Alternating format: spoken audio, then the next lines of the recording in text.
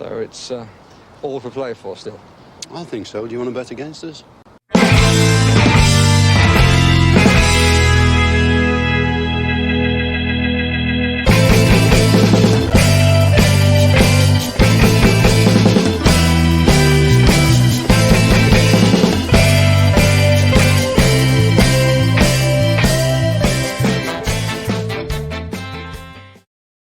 Hi, villains, and welcome to For the Love of Bob McGrath podcast. We're back again, and we're going to do a Man City review and a Leicester City preview. Try and kill two birds with the one stone on this podcast and get one out so that you guys can listen to it over the weekend before our game on Sunday at 4:30. But before I do that, just want to get a small bit of housekeeping out of the way. We do have a new partner with us here on the podcast, and we're delighted to say that we're partnering up with a company and an application called Spond. If any of you guys out there have an organization, whether it be a football team, whether it be a rugby team, whatever, if you've got a drama group, whatever you can think of, Spond is a really, really great app. It's 100% free, and it can help you to organize anything. Let's just say you're setting up a football game, or you're setting up training. You can set up events within the application. It's easy to use. The organizer can send that event out to a group of people, and it allows you to keep all of your organization, your communications, etc., all in one place as well. The Spond application works across any device and even allows you to share files, create polls, create a schedule of training sessions or matches, to manage events, whether it's a singular event or a repetitive event. And it allows you to do that for the whole season. It also allows you to manage attendance. You can receive payments and make payments through the application as well. So if you're looking maybe to gather membership, although at this time of the year, I think your membership is probably well and truly due. But if you are looking to manage membership, you can do that. That can be done through the application as well. And also you can send group and private messages, obviously, to keep in contact. It can also be synced with your calendar too. It's one that I actually used myself. I've started using myself for stuff that I'm doing as well, and I'm finding great results out of it. So as I say, that is Spond, the application Spond, and you can find them at spond.com or on any app websites or any app stores, whether it be on Android or on iOS. So as I say, check them out, give them a look, and as I say, if you do start to use it, you won't be disappointed. So that's that little bit of housekeeping out of the way at the start. Paddy's back. He's not in the whole pub anymore, and he's back in familiar territory, and better place to start because we couldn't. I was looking forward to chatting to you, from Villa Park, especially to get your views on what the atmosphere was like. But obviously, the internet connection, the fact that I was literally left holding the baby, was a small bit of a distraction and a deterrent. And thank you to everybody for all your messages, understanding how difficult and laughing at me as well. I was actually delighted that was what the reaction was, that people found it so funny. Because as I say, it's we tried to give you as good a product as we possibly can here. And when you've got a baby gurgling and googling beside you, I wasn't sure what people would think of that. So thank you so much for all your understanding. But Paddy, you're back with us, and you're in good Wi-Fi reception. Talk to me and tell me about how that game, what the atmosphere was prior, post, and during that game on Wednesday night. Well, firstly, apologies to everyone else for my performance on Wednesday night too, because, well, I'll just explain, as you and everybody else knows, there's a lot of problems around the transport getting to and from Villa Park, and that ultimately what killed me, because I got there so late. I had to meet people in the whole pub and suddenly realised that we were about 2 minutes from going live. The good people there gave me the Wi-Fi password, but I reckon there was just too many people on it. So despite the fact that I was able to go into an office and then a kitchen to look for better coverage, it didn't work. So I would have normally have got my business done and met the people I needed to meet in the whole pub and been in my seat at that stage, but it just didn't happen that way, unfortunately. But on the other hand, the atmosphere was quite good in the whole pub. People were singing. The extra half an hour before kickoff gave more drinking up time to people to get in full fettle before the game kicked off. And I think, there was generally a fairly jovial atmosphere. up until kickoff, and then the football took over, and let's face it, Man City took over. Yeah, that's and look, I suppose the first half wasn't pretty watching from vast portions of the first half. Now, I suppose it wasn't pretty watching depending on what you expected, and the few coherent sentences I could actually spit out on the team sheet tantrum, I did go through what I expected how I expected Steven Gerrard and Michael Beale to line this team up against Manchester City, and was to funnel them wide to, and that was nothing new. It didn't take a genius to come up with that, because that's what they've done so far. But I thought we were very well disciplined in midfield. I thought we were very well disciplined in the two centre half positions. As well in that first half, but we just couldn't get a foothold on the ball. I thought our fullbacks, I thought Matty Cash, he did some really good things in the first half. I thought he was naive at times as well in the first half as well. And I, I'm not digging him. I'm not saying he had a bad game or anything. So, I completely don't want that to come across, but he just did one or two things that I went, this is not the game for it. This is not the time for this. This is backs to the wall stuff, Matthew, please. And I think that like a lot of people say Mings was out of position for the second goal in the first half, Bernardo Silva's goal. Matty Cash was equally out of position on the right-hand side there as well. And you can see John McGinn busting his nut to get back there to try and get to Bernardo Silva, but it was all in vain. Like as I say, the first half, first 5 minutes, I think there was a lot of nervous tension on the pitch, and it filtered through to the stand. Then, but I think 5 minutes in, I think we struggled to get on the ball at all. I think it was 7 minutes before we registered double digits of possession, of a possession percentage. Yeah.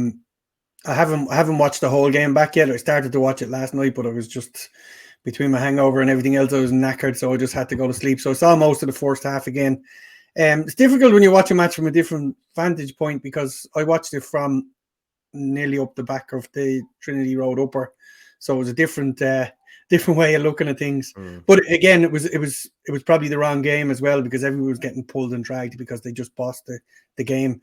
But it was hard to see some of the decisions from that distance where, we thought there might have been penalty decisions and stuff like that. So it was hard to see. So I did want to watch it back, but I was just way too tired last night by the time I got around to doing it. But for the first 5 minutes, I was going, Jesus, are we going to get a touch of the ball at all? I don't think we got out of our half after the kickoff. Like it was just Man City are just, like, I hear a lot of people saying phenomenal. Yeah, I heard a lot of people saying, I wasn't too disappointed with that defeat. I was going, I was. I hate losing. I hate losing anyway. The fact that all my family are Man City doesn't help matters either. But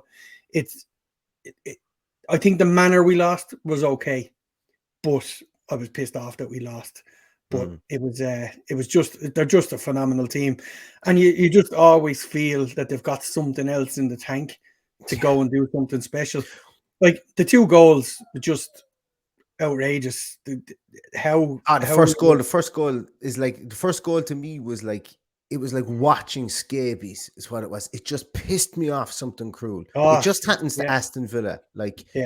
Ball falls to Ruben Diaz. He scuffs his shot, takes a deflection, skims off takes a deflection off Leon Bailey, skims off Matty Target's head, doesn't get enough in it to drive it anywhere else other than to spin the ball away from Emi Martinez, plumb in the bottom corner. Like, literally, if you were to put Ruben Diaz in that position, take a shot with no one in the goals 100 times, he probably scores 40. And that's no one else in the field alongside him. My God, that really annoyed me. Yeah. Really annoyed me, that goal did. It's just one of like the bloody Armstrong Southampton goal. It's just one of those ones where you're just going, for fuck's sake. It just could only happen to us. We managed to defend very well, and then somebody steps up and does something like that. Now, Leon Bailey and Matt Targett are not totally blameless for me either. I thought Bailey could have done better in closing it down. Yeah. And I thought Matty Targett closed his eyes a little bit rather than making sure he got some kind of a good connection on it. But look, I think they would have scored anyway. It's just one of those things. I was more upset at the second goal, to be honest. the reason I was upset was I said to the guy beside me, 40 minutes on the clock, I said, what we need to do now is just marshal these for 5 minutes, get ourselves into the dressing room, calm the heads, calm the minds, stop and cut out. There was an awful lot of little tippy-tappy passes that were left short and stuff like that. And it was quite frustrating, and you could see Gerrard was getting frustrated on the sideline as well. So for me, that's what they needed to cut out from what was happening in the first half. And they did, in fairness. They were much better in the second half. But that goal, the second goal, just killed us just before halftime, because we knew they only had to come out and just pass the ball around and keep the ball and stay out of trouble, really. I have to say, and look, I'm not one of these people who sits here and just blanketly praises opposition. I think a lot of people who will have watched this podcast will know that that's not really in our DNA much. We have no problem saying that X player is a prick or whatever, you know, and we don't like such and such. But I have to say, Bernardo Silva is not slowly but surely, he's fast, becoming one of the top midfielders in world football at the moment. 100%. He is unbelievably good. Like, and this is the difference, you know, and you know, I'm okay with the moral victory, with the moral victory of only losing 2-1 and potentially almost getting a draw against a Man City. And we'll get on to the second half in a moment. And this is why. Yeah. Because when they're down De Bruyne, one of the best midfielders in the world, when they're down Phil Foden, one of the best up-and-coming stars in the whole entire world football, when they're down the UK's highest ever transfer fee and one of the highest ever in the world in Jack Grealish, albeit he came on for the last 10 minutes. They're down 3 players that would waltz backwards, moonwalk sideways into any other team in world football. And then they still have Bernardo Silva in the field. They can just pull the strings and be so brilliant. And they've got Rodri and Fernandinho back there as well. Like, I have to say that goal, like, once again, if Bernardo Silva has to take that volley 100 times, he scores it 2 or 3 times. Majority of times that one goes up over the bar and over the stand. But fair play to him, he caught it when he needed to. And I know it was kind of straight down the throat at Martinez, but you can't blame him. There's no way you're getting your hands up to save that. It was as sweet as they come. Yeah, it was just outrageous finish. You're just like, oh my God. And what a brilliant pass into him as well. You know, but yeah, I think we were the masters of our own destiny there. I felt on 40 minutes, looking at it from my point of view, I thought, no lads, regroup, sit tight, don't go, and we did go chasing it at that stage. I just felt that was the time to make sure that the game wasn't beyond us at halftime. Absolutely, and I thought we were actually doing a good job of keeping Man City honest in short bursts, because there was a couple of great moves we had. That move with Buendia, Buendia was absolutely sensational. I thought he was very, very good as well. Best game I've seen him play for Aston Villa. But there was one move in the first half where the ball actually made its way across the Leon Bailey and the ball and his shot was blocked. But the intricate passing between Watkins and Buendia and getting it down that line and breaking quickly was excellent. Douglas Luiz I thought was fantastic as well. Like getting that quick out ball out there. I thought he was much more mobile around the field. I liked the way that he wasn't pigeonholed. Like Nakamba being in there allowed him to drop back into an extra 6 when we needed to, but also to get into the 8th position. Really like the setup of our midfield 3 as well. And look, the first half was what it was. If we go in at 1-0 down, I think everybody was happy. We go in at 2-0 down, and it was kind of a bit of a detraction. But what happened in the dressing room is where the moral victory comes at for me. There was alterations made. There was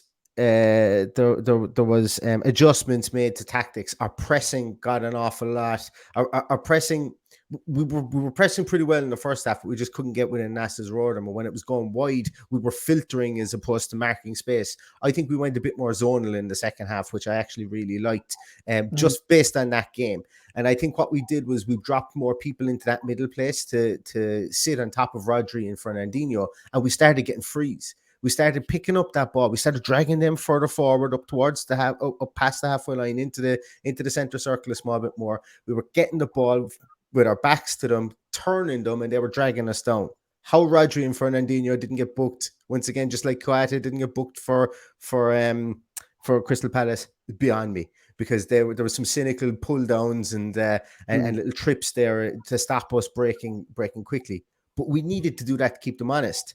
And I know we got the goal at the right time. The goal coming at the right time really gave us an impetus. And as the game went on and towards the end of the game, we were pushing Man City, and it felt like Man City were actually holding on at certain parts in that second half, which was Aston Villa don't do that. You know, we don't. If we start slow, we end up having a poor game usually. Yeah. But what happened was there was a kind of a sense that we changed gears in the second half because we changed our impetus a small bit, and it allowed us to kind of come and play a small bit more. How was that what you saw in the ground itself, Paddy? And was that the feeling, I suppose, amongst the fans that were there? Yeah, well, I think like the atmosphere ramped up once we scored. I think everybody saw a bit of hope, and it definitely it was a fantastic finish. It was a great ball with Douglas Luiz, great finishing off the post. It was just there was limbs and legs and arms everywhere. It was unreal. But the thing for me was that the crowd really took over then at that stage. I thought they really got behind the team, having got a bit negative in the first half. They could see that there was a lot of effort going in, and you know, let's be honest. When you look at Man City taking the ball into the corner, that's not Man City. You know what I mean? They were worried. They were worried as it got towards the end of the game, and possibly could have conceded a penalty very, very late on. But that Kanze, there isn't enough talk about that. That was a penalty all day long. Well, there's some people are saying that the Jesus one was a penalty. I didn't think so. I thought he put his foot out and knew exactly what he was doing, a la Bruno Fernandes for his one in the first half. But for me, the Konza one, if that foul happens anywhere on the pitch, it's a free kick and a yellow card. So why is it not a penalty in the box? I'll tell you why. Because the referees are refereeing players and not teams. They're afraid of their lives of these stars. We need stronger referees. This guy thinks he's a superstar, Mike Dean. We heard the story earlier in the year.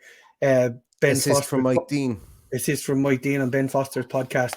That really gets under my skin. The referee has no right to be making any claims like that to players and talking absolute nonsense. He's there to referee the game. He's there to be anonymous. He's there to do his job properly, not be making a name for himself with players. That just really annoyed me when it happened. And you had Kevin the Crook in the perch in VAR as well. Kevin unfriendly. So what was he looking at?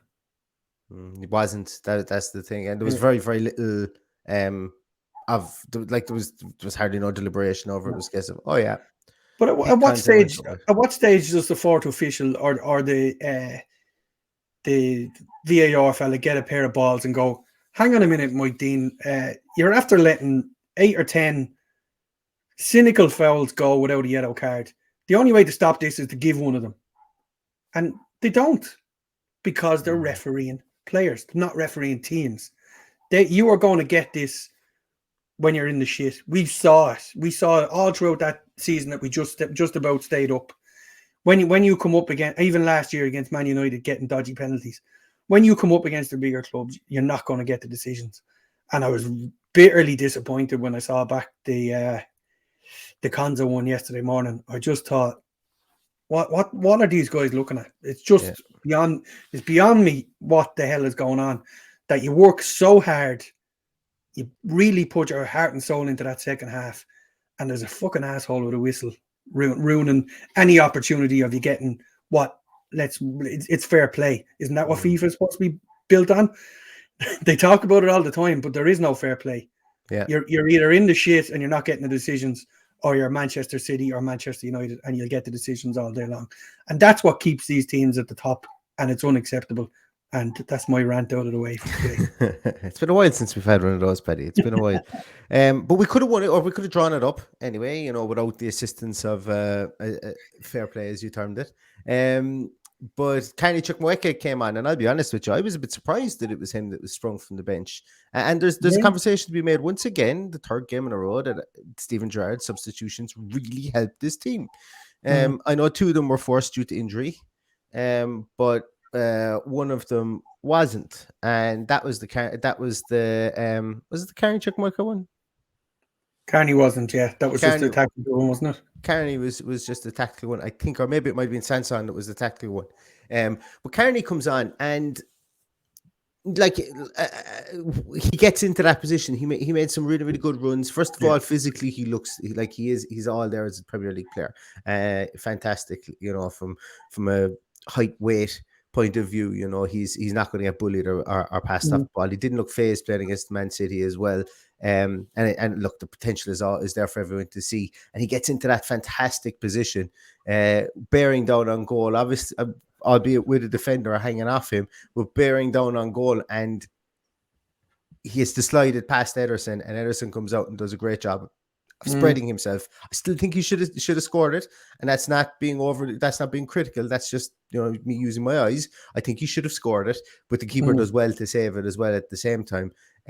But fair play to him getting name checked. Steven Gerrard spoke really, really well about him afterwards. This is somebody that recently has garnered column mentions, fairly or unfairly, for a throw, for what can only be determined as a throwaway article for one article had a lot of inches after it. So let's hope this is the start of something big for Carney Chukwuemeka. And I think Gerrard even mentioned that he wanted to get him signed up, or he wanted to get him playing time to develop him and stuff like that. So maybe that's something in it for him. It was a big talking point in the stadium as well. The fans, genuinely, you could see everybody's head turn to whoever they were with at the match and go, my God, it's Carney's coming on, because nobody expected it. So he was coming on. Emma, actually, he was the forced substitution. I think he was. When Bailey went off. Target. Sorry, Target. He came on for Target. Yeah.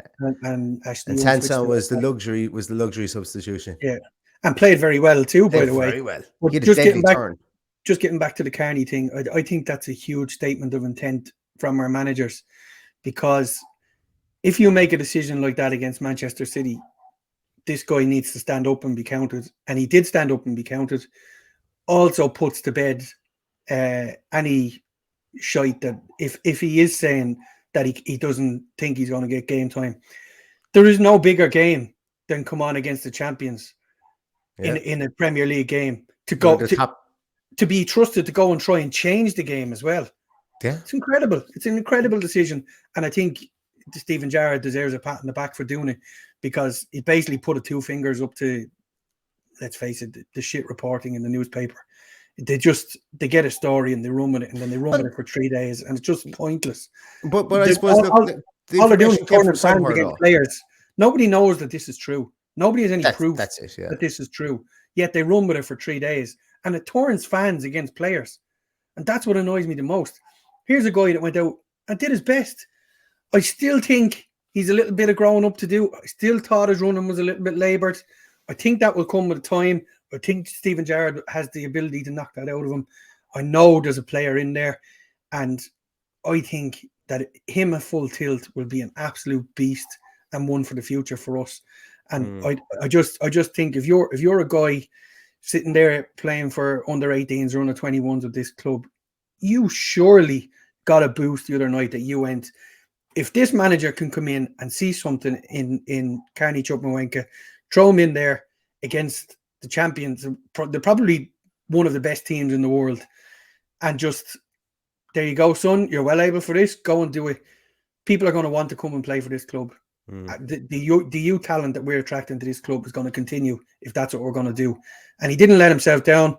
Probably could have done a bit better with the finish. He's big and strong, held off the defender as well as he could, and it was probably just concentrating on trying to get the shot away, because he knew he wasn't going to get a penalty anyway. So for me, if he'd have rolled it into the corner, he probably would have had a better chance of scoring, but just got it too tight to realistically, that will come with time. What he could have done was just shifted the ball to the right hand side, initiated contact, gone down and got a penalty, or got a decision for the referee. But nobody even wants to see that. But once again, who knows what would have happened there, considering the duo of Statler and Waldorf that were there, one in above in VAR and the other one on the field anyway. So it was it was a crazy one. But let's draw a line under the Man City game for the moment, because we can't really affect that game anymore, and I was really looking forward towards Brendan Rodgers' men coming at the weekend. Will we have a little chat about the elephant in the room before we move on? Get it over with. What's the elephant in the room, Paddy? You've forgotten about our player coming back to play, have you? Against us. So I have no idea. I have no idea who you're on Let's about. talk about Leicester, so. Am I joking? We talk about Jack Grealish. I completely forgot all about it. But yeah, Villa till I die. I'm Villa till I die. I know I am. I'm sure I am. I'm Villa till I die. I thought it was a brilliant thing to sing when Jack Grealish was coming on. Obviously, with the claps, which were grand, and you were always going to have boos. Look, there was always going to be people there that were going to be booing. But I thought that was a pretty classy response from Villa fans to sing the Villa till I die chant when Jack Grealish came onto the field. Not having a go at him or anything like that, but I think realistically, it was optically probably one of the best things that they could have done, because it did drown out a good portion of the boos. And if people wanted to boo, that's absolutely fucking fine. I don't care how you like. He's not our player. I don't care whether you wanted to whatever you wanted to do with regards to him. I just thought the Villa till I die was actually pretty classy. Yeah, but look, the booing has given people a platform to go and challenge our club. I saw Alan Hutton did it this morning. You sent me a link of Clinton Morrison. Morrison. Oh my God, talk about shambles. If people go to a football match, it is well within their right to boo whoever they bloody like. They've paid the money to come in there. They can boo whoever they like. Did I boo? No, I clapped. And when I'll be honest with you, when they started singing "Villa till I die," it fucking took my breath away. I thought it was the perfect thing to do. Why aren't the Man City fans getting stick for booing Ashley Young, considering he played for Man United, 5 years ago? Like, come on, give me a break. You can't pick and choose who the hell you want to criticize for booing a player. What did Ashley Young ever do to Manchester City fans? Nothing, other than wear a red jersey. Like, get off the fucking moral high ground and people going, oh, you can't boo him for everything you did. He kept you in the league. Do whatever the fuck we want to him. He basically came out in an interview and said, I would have gone to Man City or Man United. They couldn't get the deal done with Man United, so I signed another contract. You know, it's things that he said afterwards that have caused some people to feel this way, and I can completely empathize with them. I personally wouldn't have booed. I personally would have definitely got involved in the Villa till I die, but it's a fucking non-story, Clinton. It is a non-story. And I'm more annoyed at the likes of Alan Hutton coming out looking for a soundbite now at this stage. This needs to be moved on. I thought it was the perfect thing that Pep could have done to bring him on for 5 minutes, get this elephant off his back. He's been back. He's played now. We move on. If he comes out the next day and they boo him and make a pantomime villain out of him, so what? This is football. Yeah, you know what I mean? People are passionate. This is the first time fans have booed a player that's left their club. I'm sure there has been one or two, but maybe not to the extent of this one. And look, and no, it didn't. The booing, I think, there's a little bit of a grieving process going on for a lot of people, and they can boo if they like. You know what I mean? And it was very much in the minority. I have to say, it was very much 100%. In the minority. I wasn't troubled by the response at all. I thought the response was perfect, and I thought whoever decided to sing Villa till I die, it actually lifted the roof. It was incredible. You have a video. You shared it with me. I don't know if you put it up on social media. Look, when you shared that with me, I went, wow. That was just a wall of Villa till I die, and it just it got the hairs on my neck going, and it's and it was exactly as he was coming onto the field as well. So look, I don't care, Alan Hutton, fine. Listen, absolutely appreciate you, Alan. You know, if that's really how you feel, if you're really that up in arms over it, have a watch of video of Paddy's video. I don't know if you're going to share it, but if he does, have a watch of that and see what it means. I will. I'll stick it up on Clinton Blue Nose, Clinton Bluesman Morrison, should I say? Go have a look at this. Clinton Morrison said a hilarious thing as well. By the way, he said, "I didn't like how many people booed." You didn't like how many people booed. Oh, I'm so sorry. Your feelings were hurt. This isn't about you, Clinton. This is about Jack Grealish and about Aston Villa. So stick to your Blues fantasy land that you live in, and that's fine. I'm okay with that, Clinton. I'm absolutely okay, but that really annoyed me. I couldn't care less about his feelings, and sorry, that's my rant out of the way now, and let's move on towards Leicester City. We've Leicester coming out the weekend. We have a couple of Leicester fans who are worried. I didn't even know they were only 3 points ahead of us in the league. But a couple of Leicester fans are very, very worried about the way that we've upped our game since Steven Gerrard have come in. And you know, what was the situation of, God, Brendan Rodgers would never leave Leicester to go to Manchester United. He doesn't have that choice now. And now, so I've seen some Leicester fans say, "Oh my God, Rodgers out." You know, so football, the worm turns quickly in football, as we well know, with the Dean Smith situation too. Yeah. But for me, Paddy, are they a club in flux at the moment? Are they a club in, you know, what's your view on Leicester at the minute? I haven't seen too much of them. I watched the highlights the other night. It was 2-2. Was it Southampton? Yes. They played, I think. For me, that uncertainty around Brendan Rodgers affects everybody in the club. You can be sure of that. And I think the minute Ollie was no longer at the wheel, or potentially no longer at the wheel, and Rodgers was being announced, that affects players. It affects the performance. So I'm expecting a bit of a backlash on Sunday from them. I'm expecting them to up their game. They always up their game against us anyway. Mm-hmm. I see some people trying to pick it up as a Midlands derby. Jesus. You know, these people will make headlines out of nothing, but it's not a derby. There's a bit of needle. There always has been a bit of a needle between the two clubs, but not a derby for me at all, by any stretch of the imagination. But I do think, honestly, from what I've read into what's happened over the last 6 weeks or so with them, is that they've kind of been a bit in decline. But I'm sure it's up to Brendan Rodgers now to get them ticking, or he might be picking up his P45 himself, which is outrageous. But absolutely outrageous to think about. Yeah. It is football, but it is outrageous, you know, in my mind, that could happen. Paddy, just very quickly, as I say, because, you know, obviously we've a couple of injuries. We're not going to see Leon Bailey for a couple of weeks. I'd say that's him done till after Christmas, to be honest with you. And Matty Targett took a knock. Whether Matty Targett is fit enough to play at the weekend would be one thing. But who do you think comes in those two situations should Targett? Well, I presume Targett's an obvious one, but who comes in for Leon Bailey in that situation when he's not going to be able to play at the weekend? Well, that's the thing. This is, you know, I think I heard one of the journalists, it might have been Greg Evans of The Athletic, saying that it was Gerrard's opinion that he should give everyone a try before Christmas and try and get as many people in to have a look at them. So we could see a left field one. We could see Philogene Badace. We could see, well, depending on whether Matty Targett is fit, we could see Ashley Young in there. So there's lots of ways of looking at it. Who would I pick? I honestly haven't got a clue, and I definitely couldn't second guess what Steven Gerrard is going to do. I think this will be the hardest team to pick with those guys out. Obviously, Jacob Ramsey is also carrying knocks, as he said, after the game. So he's obviously struggling a little bit, or he would have started maybe. And I actually think that's who starts instead of Leon Bailey. Would you believe? If he's fit, if he's fit, I think he will. I think he really, really likes him. So, and I think he keeps the midfield trio of Douglas Luiz, John McGinn, and Nakamba. Like you can't. Like, how mad is football? How absolutely mad is football?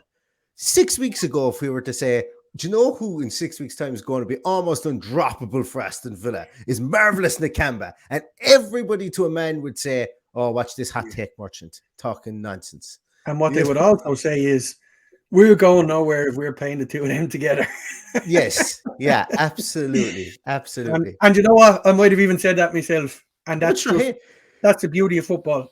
It's 3 weeks ago, Paddy, I said the less we can see we see of Ashley Young, the better. And now I'm like going, oh my God, Ashley Young has got a rebirth in this number 10 position that he's been brought on. And I still stick by that. I'm a bit nervous of him in a full back position. But look, as I say, you know, there's no point having a mind if you don't change it, you know. So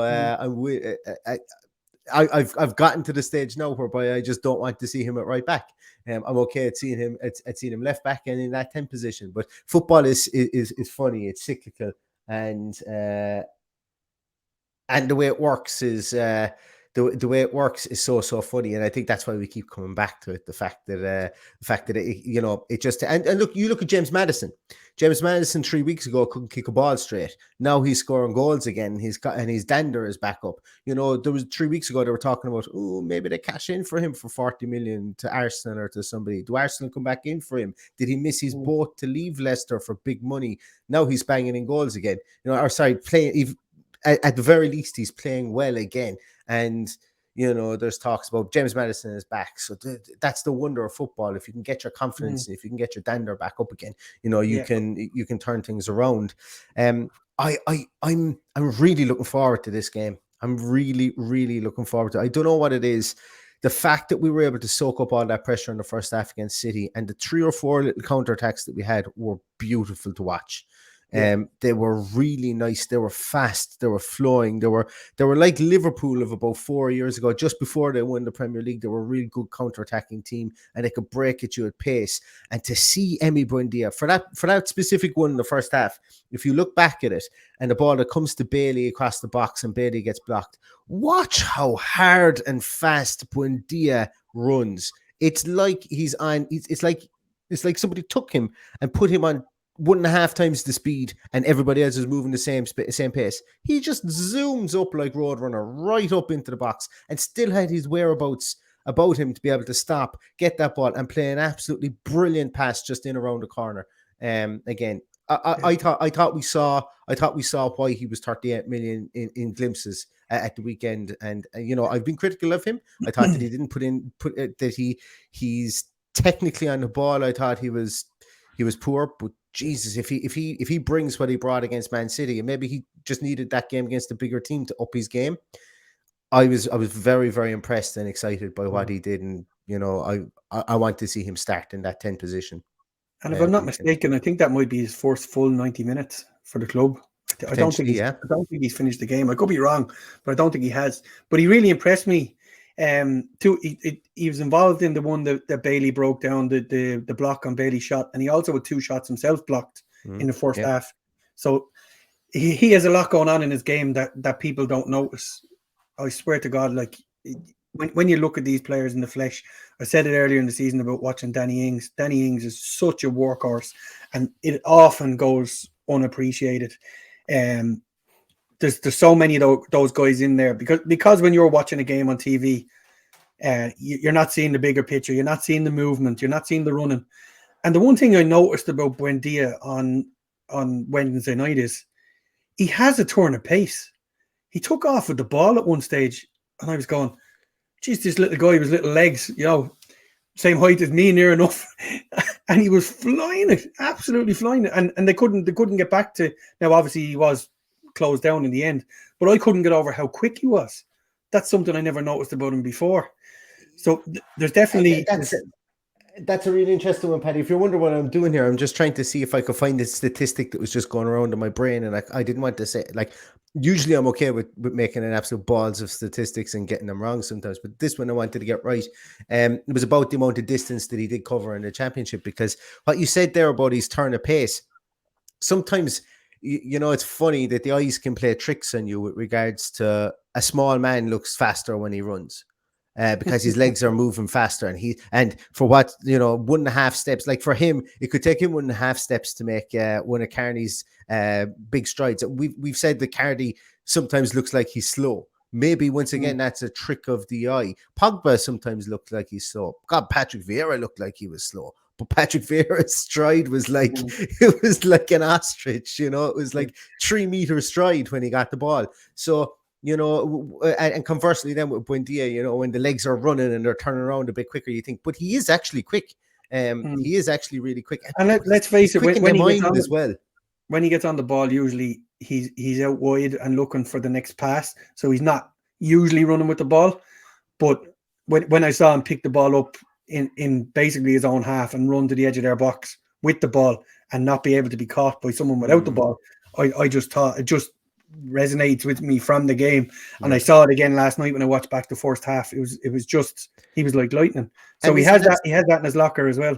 And that is something as well. I think looking back and hindsight being 2020 under Dean Smith, he didn't get an awful lot of an opportunity to get onto the ball facing forward.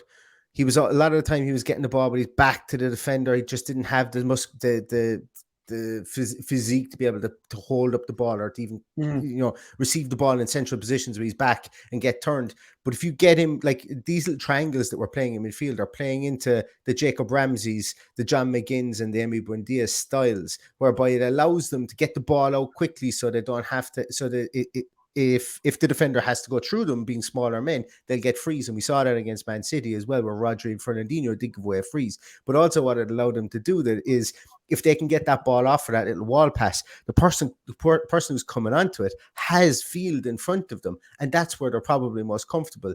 We've been crying out for a ball carrier since Jack Grealish left, and it wasn't getting done on the wings because our wingers were out. Now we're beginning to carry the ball a small bit more through the middle of midfield because we're manufacturing open space with these little triangles and these little wall passes that our smaller players are playing. And for me, it's intelligent.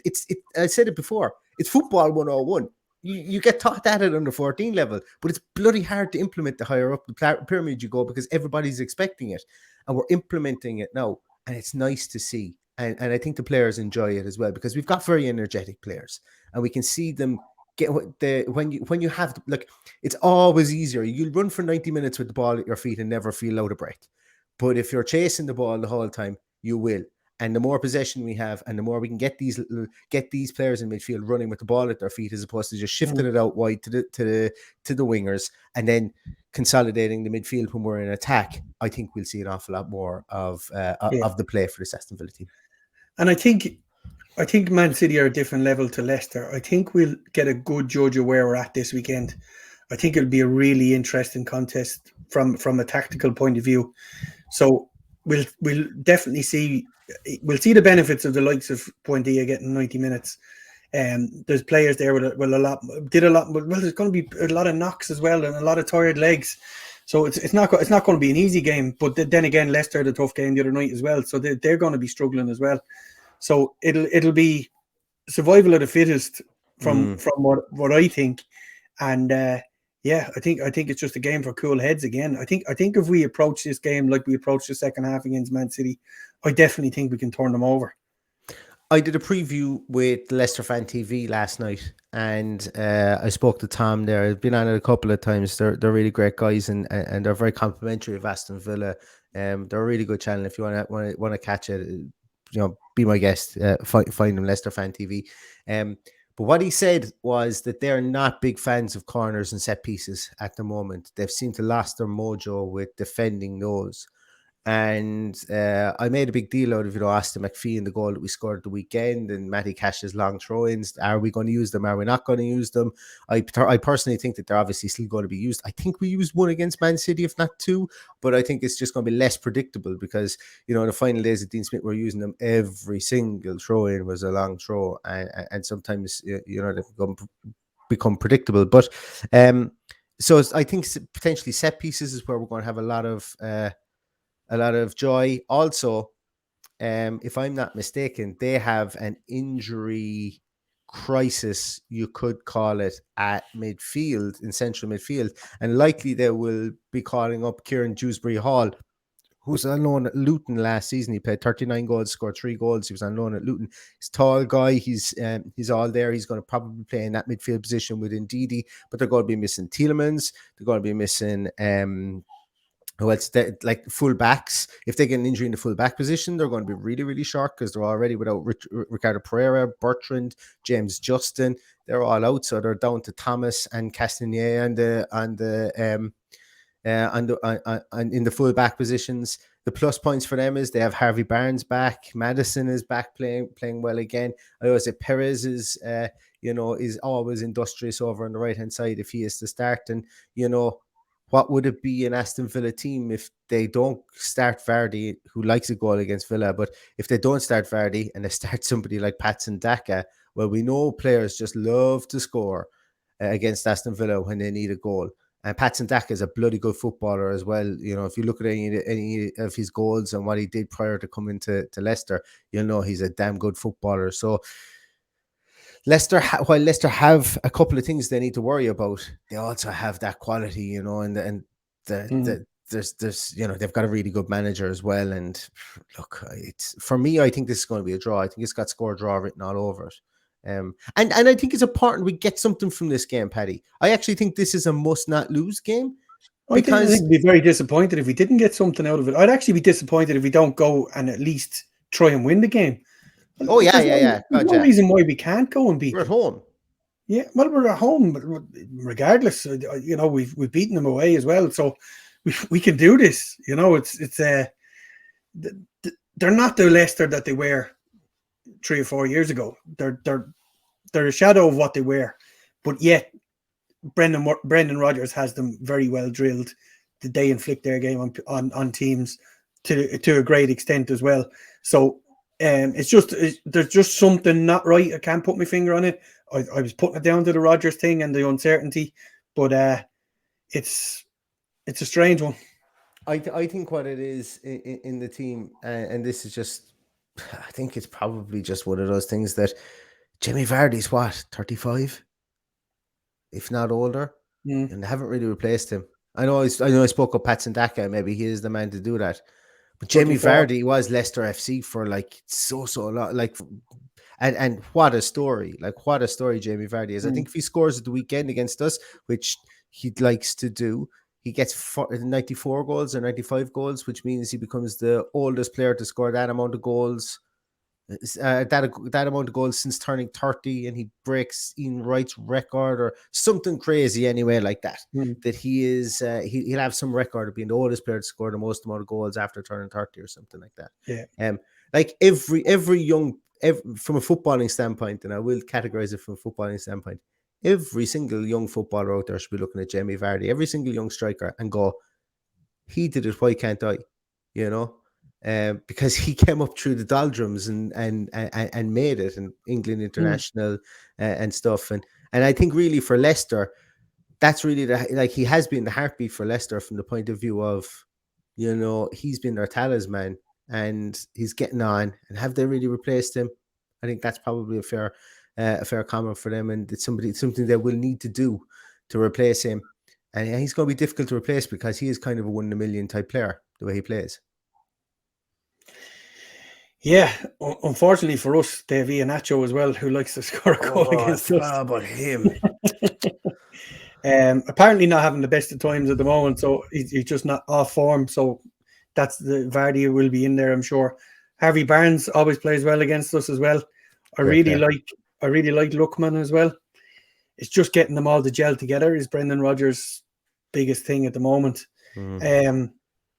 Don't particularly Johnny Evans and Sionchu, I think, are average centre half that can be got at.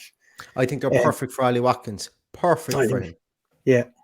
The two guys sitting in front, Ndidi and it'll be Dewsbury Hall, I'd say. Yeah, Sumari, I think, is injured, is he? He came off at half time anyway at the weekend, or during the week. Yeah. So there will be a bit of disruption in there, I'd say, in the midfield. It just said he has a knock, that's Sumari. So I don't know. Maybe they'll risk him. But I've said this before on the podcast about Sionchu and Johnny Evans, and they've come out and had a really good game against us. I hope that's not the case at the weekend, but I definitely think with what we have going forward at the moment, I think we'll trouble them. I think so too. That's why I'm going to go with a 2-2 draw. I'm going with a Desmond. I think is what the cool kids call it. Yeah, I think I've stopped giving predictions until we see the team. So I'll wait till Sunday. But at the moment, I'm leaning towards a low score win. Well, there's me. That was a rookie mistake on my part. Usually, the presenter asks the predictions so they don't make themselves look stupid. They ask what the prediction is, but of course, no. I had to put my foot in my mouth and go with my prediction. Now I have to stick with my 2-2 anyway. Although I did make that 2-2 prediction on the Leicester Fan TV podcast as well, because although it is on Steven Gerrardish to concede goals, albeit that we conceded 2 against City and 1 against Crystal Palace, I think it's shut up shop more so than anything else for him, specifically at the back. But I don't know. Plus, you're on a rival channel and you didn't want to piss them off. Go on, tell the truth. You were just being nice. No, I was actually being honest because I'm terrified of Harvey Barnes, Madison, Vardy, Paddy and I. And it's PTSD, I think is what it is, Paddy. It's whenever Jamie Vardy is there, you just know that he he loves to play against us, and it's just it's difficult to see it year in, year out. It's difficult. It's difficult to see it. Difficult in the mind. But yeah, so that's going to do it for us, I think, tonight, guys. I don't think we've anything else. Oh, we do, Paddy. We're going to give away a book.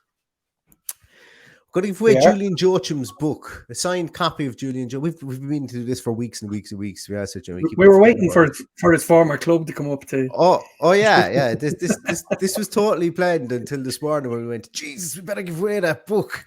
And then we went, Leicester, perfect opportunity. So how are we going to give this away, Paddy? So we've got a signed copy of Julian Joachim's book. I'm going to put up a post on the tweet machine today. And what I want you guys to do is I want you to comment. What do we agree with this, Paddy? I can't remember what it was.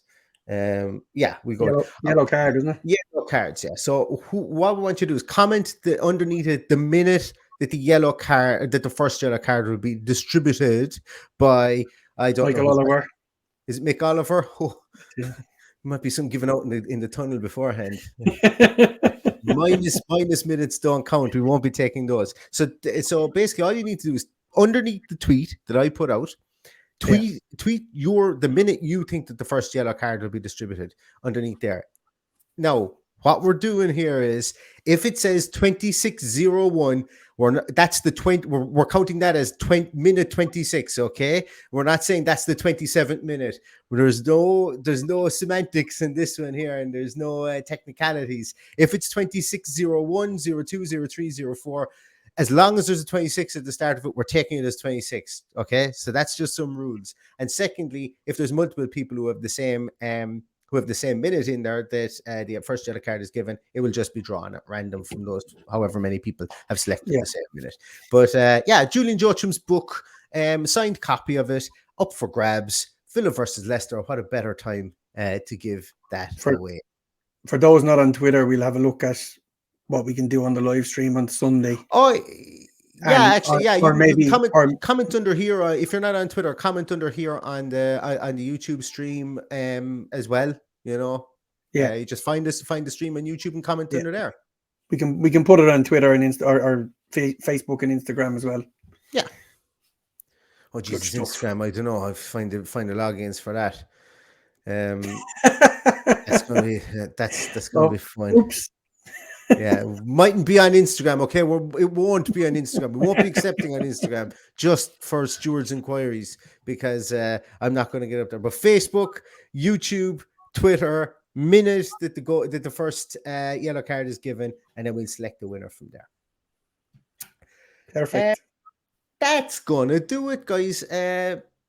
I really enjoyed that podcast today. I really enjoyed looking back at the Man City game. I really enjoyed getting a small bit of a rant out there, and I'm really going to enjoy watching Leicester at 4:30 on Sunday. Once again, just before we finish up, just to mention our partnership with the Spond app, Spond. If you are involved with any teams or any organizations and you're looking for a way to structure your communication or your events and how to send out events, etc., the Spond app, you can download it on iOS and on Android as well. So please give that a check out. As I say, I've downloaded it myself and I find it pretty useful as well.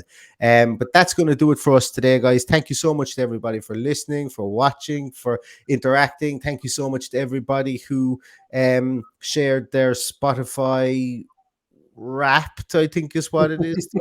I couldn't believe that we were number one in some people's most listened to podcasts. That's really heartwarming and touching. So thank you very, very much to everybody who listens to this podcast. I really mean it. It's it's great, and it makes me anyway, and I know it makes Paddy I'm going to speak for Paddy on this occasion. It makes both of us want to do more and more of these, with the interaction that you guys give us. So thanks so much for that. But we will be back with a team sheet tantrum on Sunday at 10 minutes to 3. 20 past 3. We will be back. Just a quick shout out. I was in an unusual part of the ground the other night. I was in the Trinity Road upper, and there was a load of lads come up and introduced themselves that recognized me from the podcast. So it was heartwarming that they had such nice things to say. Don't mind if they call me an asshole behind my back, but they were nice to me, so that's important. That's it. Yeah. None of them were in the referees association anyway, Paddy. So don't worry, No. they won't be calling you an asshole behind your back anyway. And that is nice. Yeah. But thanks so much, everybody. Onwards towards Leicester, and I suppose all that's really left to say is up the Villa. Up the Villa.